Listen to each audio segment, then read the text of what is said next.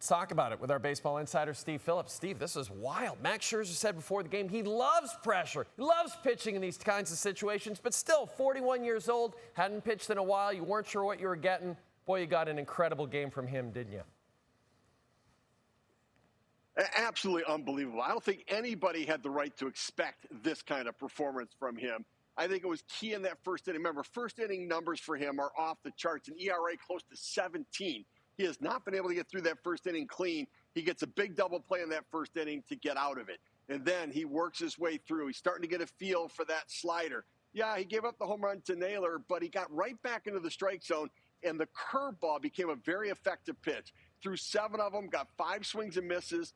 4 of the 5 strikeouts he had came on that curveball, and it was his put-away pitch. He stepped up and got the job done. And look, when John Schneider went out there in the 5th inning to take him out, I didn't love Scherzer sort of showing up as manager in that situation, but I love the competitiveness. I love that he wanted to stay in. And then after the 5th inning, I'm thinking, well, you got to take him out now. I think everybody was afraid to go talk to him in the dugout after that 5th inning. He goes back out in the 6th inning, and then John Schneider recognizes, well, I'm going to take him out. I'm going to signal as soon as I step out of the dugout and not get out there and leave it open for debate.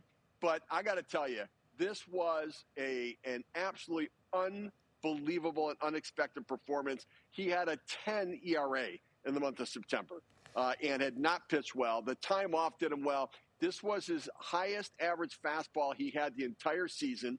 He threw a pitch at 96.5 miles per hour in this game, which was the hardest he's thrown since June of 2023. The pickoff, the first in 9 years that he had. So he was able to get outs without throwing pitches, extra outs, got the job done. The defense behind him did a great job. This was a series-changing performance from Max Scherzer. Now the Blue Jays are right back in this thing with a real chance now with home field advantage moving forward. And, Steve, the Blue Jays' bats were basically asleep in Toronto. Now they're sleepless in Seattle. What changed? Yeah, boy, you were dying to use that line, weren't you? I mean, I'm with you on it. It's amazing, just amazing. The offense has come to life. And really, you know, this is a lineup that passes the torch. You know, we keep hearing keep the line moving. Every at-bat connects to the next one, and there's so much length and depth of the lineup. Consider the bottom 4 hitters in the lineup were 7 for 14, drove in 4 runs, and scored 5 runs. And then you got Vladimir Guerrero Jr. with a couple more hits, with the home run. Springer, the energy that he brings, the quality of the at-bats. It's just this offense that we saw against the Yankees that got shut down the first 2 games at home against the Mariners with the quality pitching they had.